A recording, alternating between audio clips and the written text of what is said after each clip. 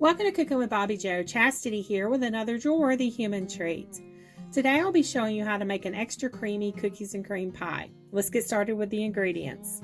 For the crust you will need 22 regular Oreos. My store was out of Oreos. I guess everyone's buying them up for their holiday treat, so I had to go with the store brand.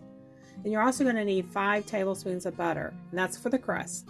For the filling you're going to need 14 Oreos, 1 8-ounce package of cream cheese at room temperature, 1 teaspoon of vanilla extract, 3/4 a cup of powdered sugar, and 1 cup of heavy whipping cream. And then for the whipped topping, I used 3/4 a cup of heavy whipping cream, 1.5 tablespoons of powdered sugar, and 1/2 teaspoon of vanilla extract. You can always use Cool Whip if you're looking for a shortcut instead of making your own whipped topping.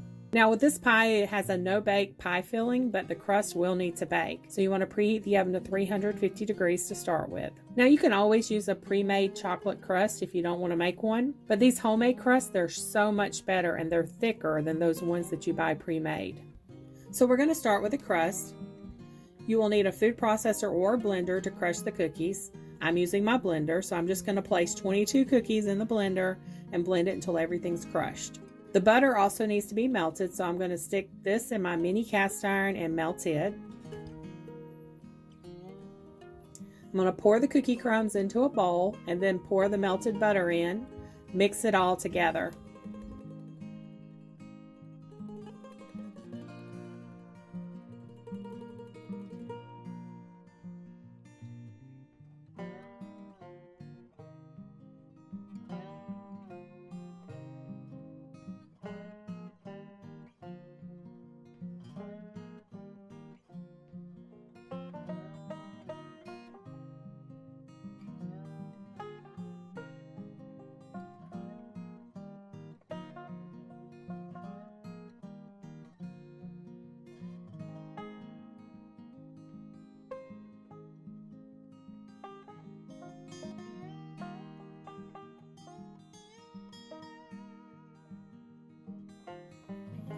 Then pour in a pie plate and press it down until a crust forms.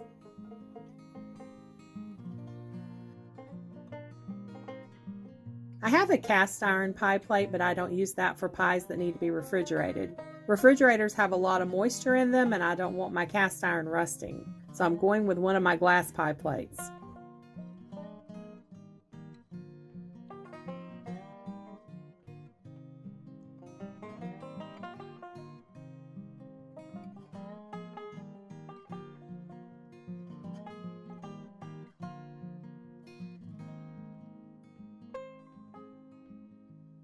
Once a pie crust is formed, bake it for 10 minutes and remove after 10 minutes and let it cool completely.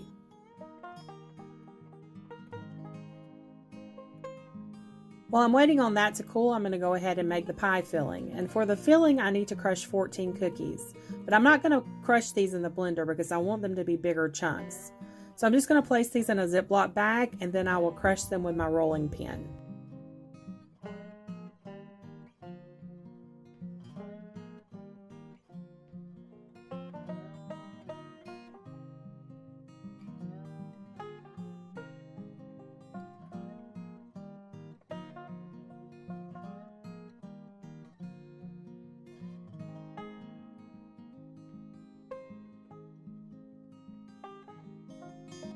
Now in the mixer bowl, I'm going to pour the whipping cream and I'm going to mix it on medium-high speed until soft peaks form.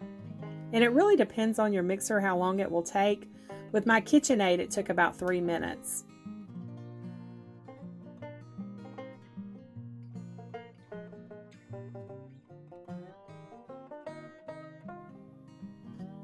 I'm going to pour this into another bowl.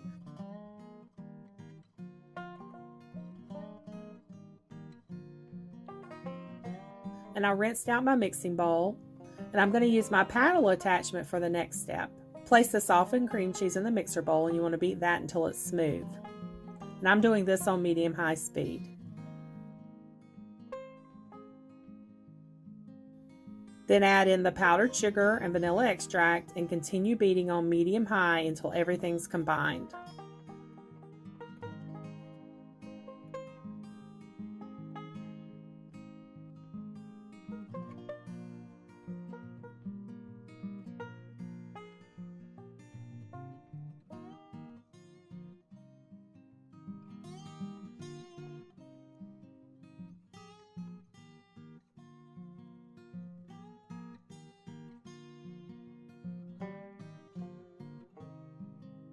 This is smooth, so now I'm going to go ahead and fold in the whipped cream.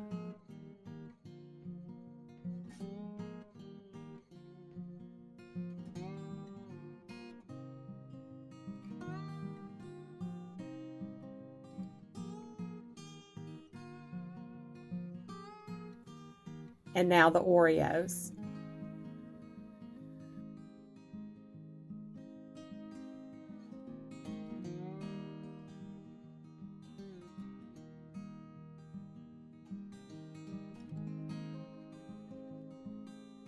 I checked the pie crust and it has cooled, so I'm going to go ahead and pour the filling in the crust.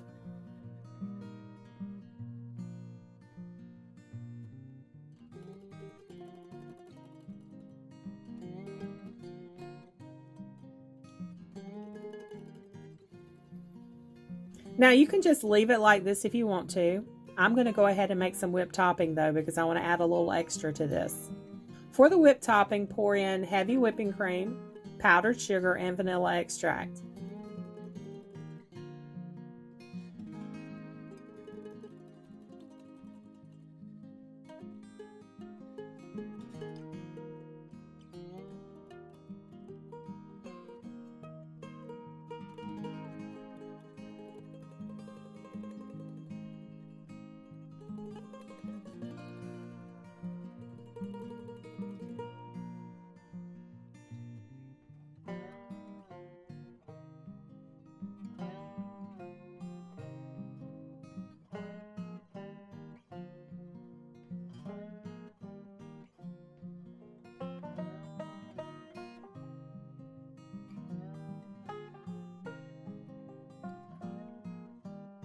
Now you can place the whipped topping in a bag and pipe it onto the pie. I usually use my star tip when I'm doing this, but I cannot find it. I do not know what happened to it.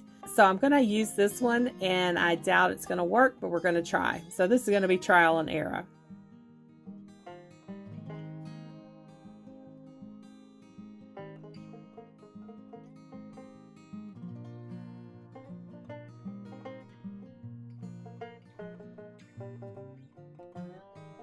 Okay, those don't look good. They look like big blobs.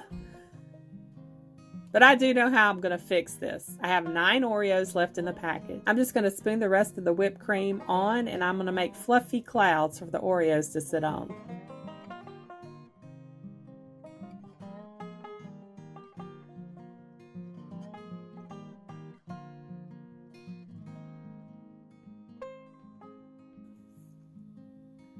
There, problem solved. Although some are closer together than others, but I guess that's the way clouds are in the sky, so that's no big deal. Plus, I never like my pies to look too perfect because then people will think it was store-bought. Store this in the fridge for 4 to 5 hours before serving, and the longer it sits, the better it will be. So this is one of those items that I made 2 days before it was to be served at our family dinner, and it definitely got the drool-worthy stamp of approval. I'm going to be having a 1,000 subscriber giveaway, and I've decided to go ahead and do it sooner rather than later. Tax season starts soon, and I will be extremely busy through tax season, so I need to go ahead and thank y'all for helping me get to 1,000 subscribers. I'm going to be giving away 2 large cast iron skillets. One is from the National Cornbread Festival back in April. The other is from Lodgetoberfest back in October of this year. This giveaway is only for subscribers, so when I have the live, it's only going to be open to subscribers. I try to keep my giveaways 30 minutes or less, so I only wait around for about 5 minutes for people to show up, and then I start my giveaway. I'm just telling you this so you don't miss it. I will also post this information on my community page so you have the details.